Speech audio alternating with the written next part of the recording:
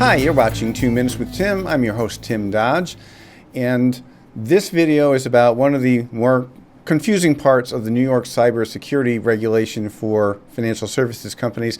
That is the third-party service provider security policy requirement. Judging from the questions, the phone calls, the emails that I'm getting from members, it appears to me that there is a lot of misunderstanding out there about this requirement. People are asking, what do I do with the logs that I've got? When I've sent questionnaires to companies, do I send them to the insurance department? Who do I send them to? What do I do with all the questionnaires I get back from the companies? Do I have to submit them? And so it just appears that there's a lot of misunderstanding about this requirement. So I'm hoping this video will help clarify things a little bit. I will grant you this is not the easiest part of the regulation. It does require some legwork, but I think some members might be making some additional work for themselves. They don't have to. So I'm hoping that this video will help save you a little bit of work. So first, let's talk about what exactly that part of the regulation says. And it requires all covered entities, and that includes insurance agents and insurance companies and banks and anybody covered by the financial services law. So if you've got a New York license, you're covered by this. If you're an insurance agency, you're covered by this. And it requires you to have written policies and procedures designed to ensure the security of your information systems and non-public information stored on those systems that are accessible to or held by third-party service providers. Okay, so at its core, this part of the regulation requires you to have written policies and procedures for doing that. Now let's dig into what exactly that means. It has to be based on the risk assessment that you're required to do under the regulation, which, just to remind you, is kind of like a loss control survey of your computer network, identifying the vulnerabilities, the strengths, figuring out what could be improved to protect your systems a little bit better. So first thing you do is do that risk assessment, figure out where your exposure is. Now get into what the exposure is specifically from third-party service providers.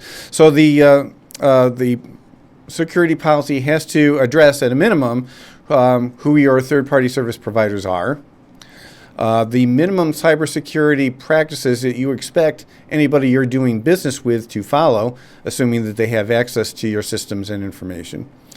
The policy needs to address how exactly you're going to find out whether they're following those minimum standards that you've set.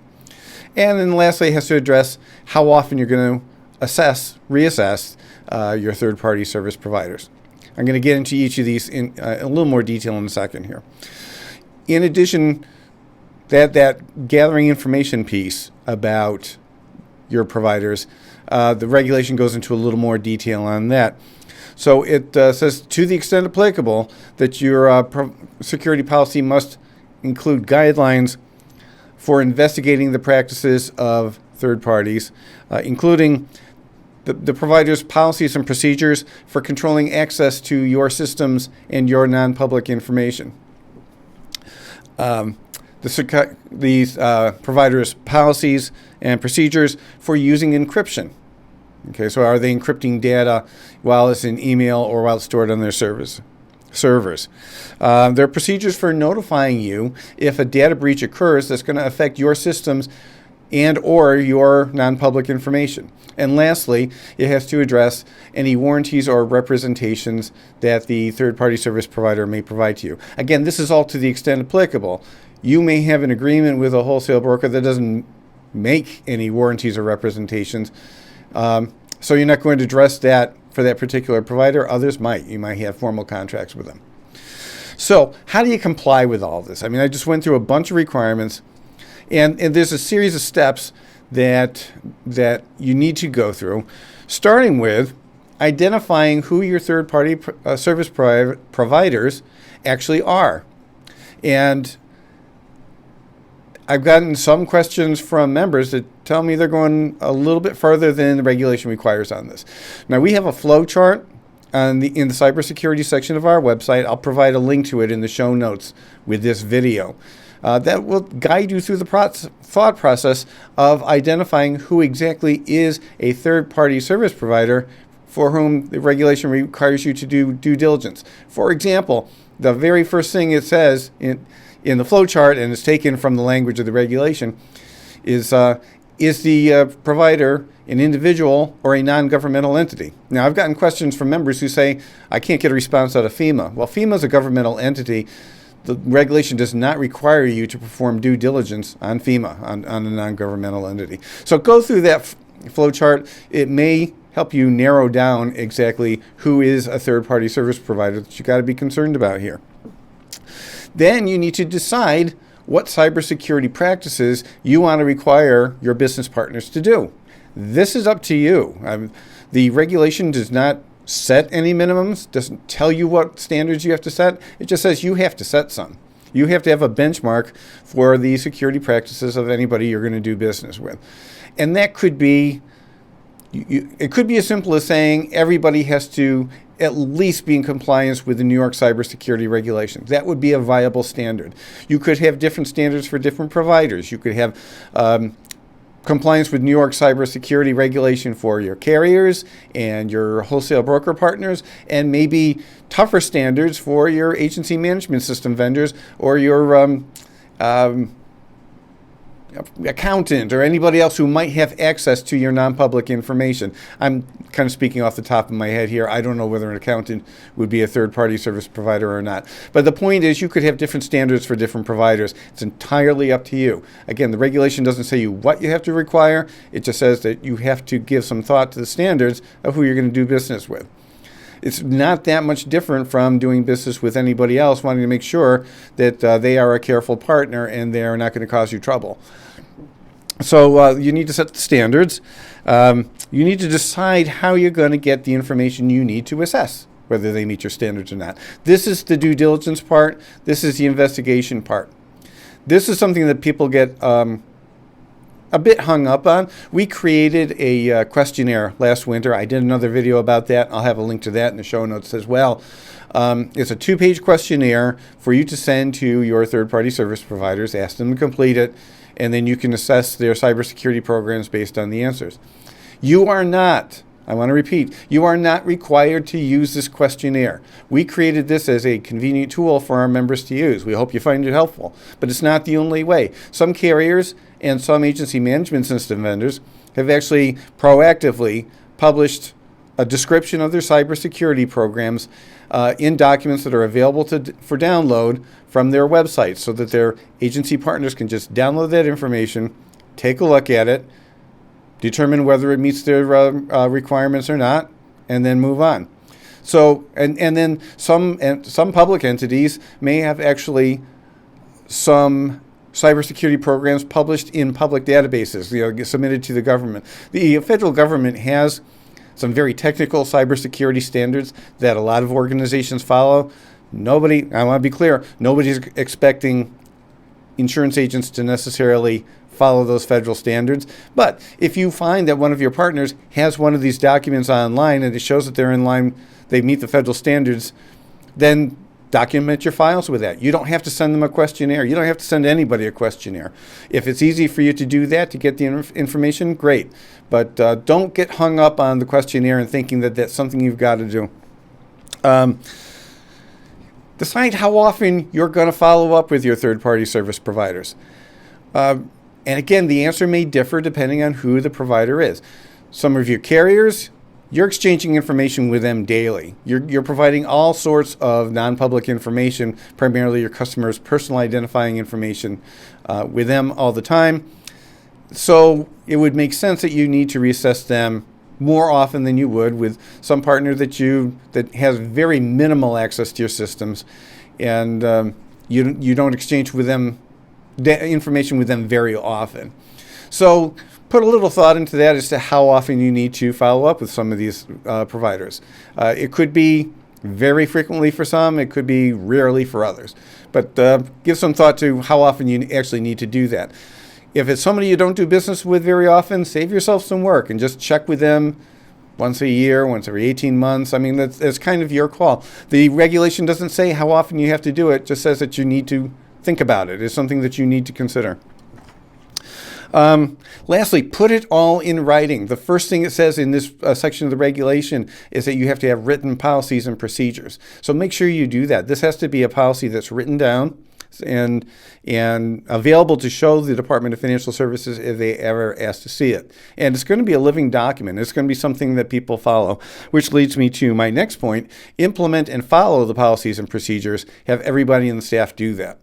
So it's not good enough to just have it written down somewhere. It actually has to be guidelines that the entire office is following, because this is protection of your systems and your information, and therefore you need to give that the importance it deserves.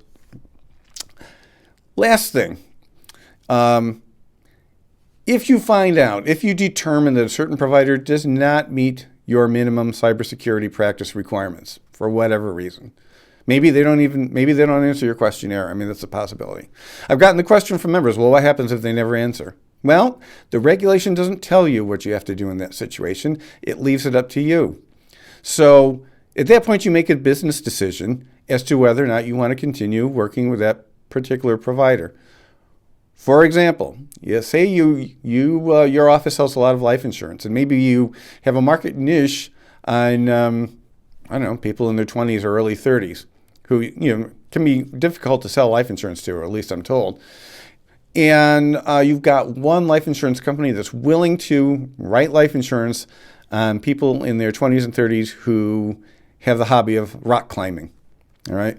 There probably aren't too many life insurance companies, I'm guessing again, who are interested in taking on that kind of risk. But if you've got one market who will write rock climbers, and you focus on that age demographic, chances are you're going to have more than a few rock climbers. It seems to be a very popular hobby for reasons that completely escape me because I'm afraid of heights, but no matter. So if that's the situation and that company never answers your questionnaire, are you necessarily going to cut ties with them? Well, if they're your only market, I'm guessing not. What you need to be able to do is, if you're ever asked about it by the regulators, by the Department of Financial Services, is be able to justify and explain your decision. They never answered my questionnaire, but I really need that market. They have a good reputation, never had a problem with them, and therefore I decided it was safe to continue doing business with them. So I think as long as, look, nothing is foolproof. If something were to happen and the department were to investigate, would there still be some consequences? Possibly. I can't sit here and tell you that there won't be. I can tell you that it will look better if you can explain why you decided to do business with that particular partner. And if you had good, solid business reasons for doing that, then that at least might be taken into consideration when punishments are being determined, if there were a data breach. I want to remind you of just a few things about this regulation in general and this requirement in particular. Number one, remember, the purpose of this regulation is to protect your information systems and your customers' information. We live in a world where more information is going online every day.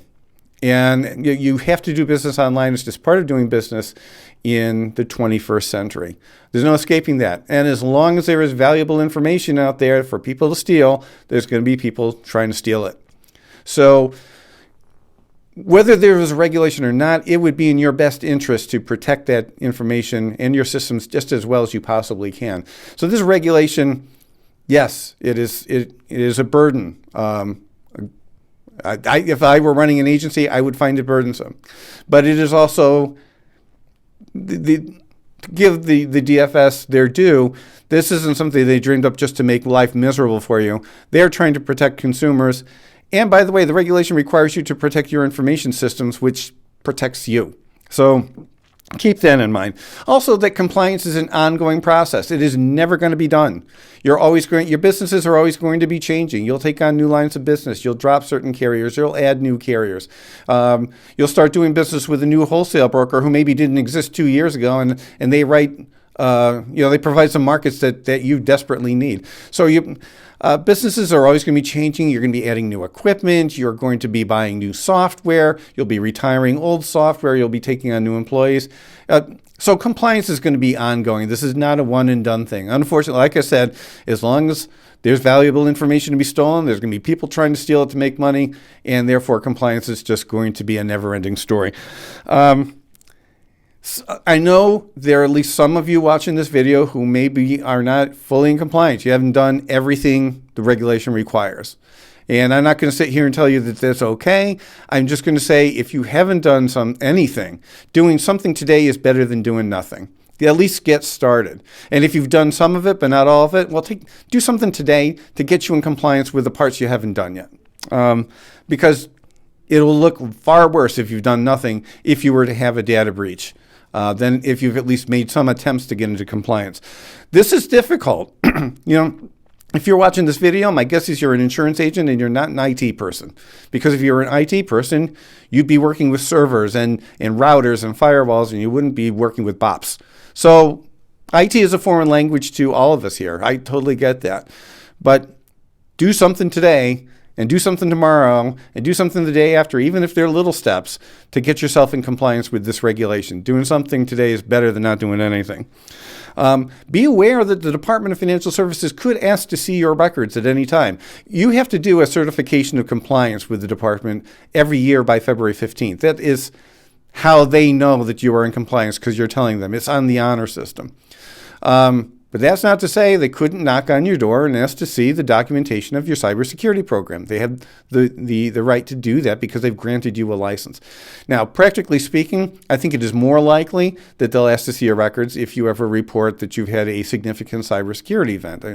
The number of licensees who are subject to this regulation is very large, and the department can't audit everybody all at once.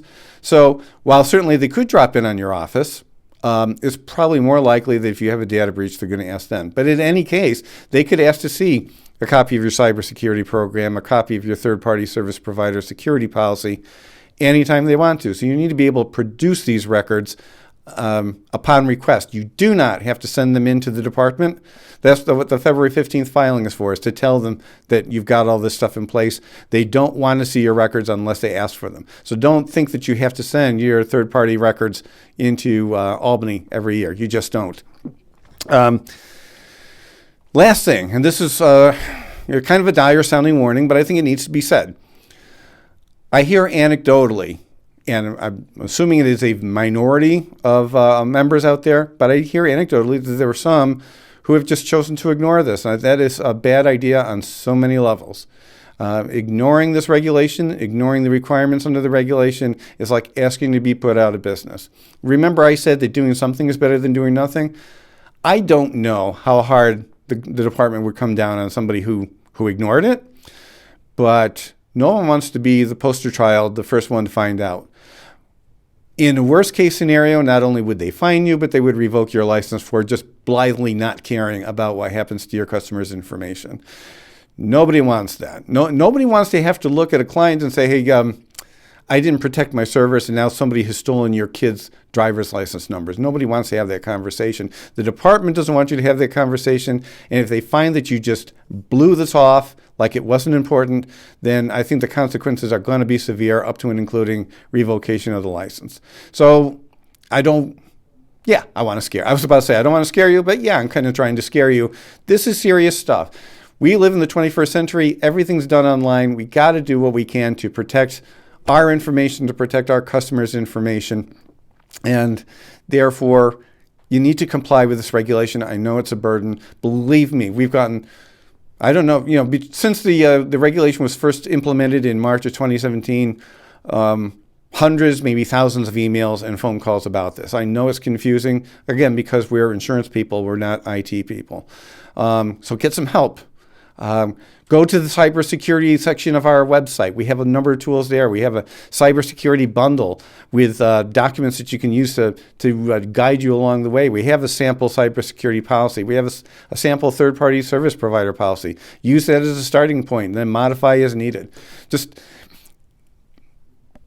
protecting customer data, protecting your systems, that is now part of business. It doesn't matter if you're an insurance agent or if you're a pharmacy or if you're a small retail store or if you're a consultant. It doesn't matter. Protecting customer information online is just part of business now. It's risk management. It's got to be done. It's not fun.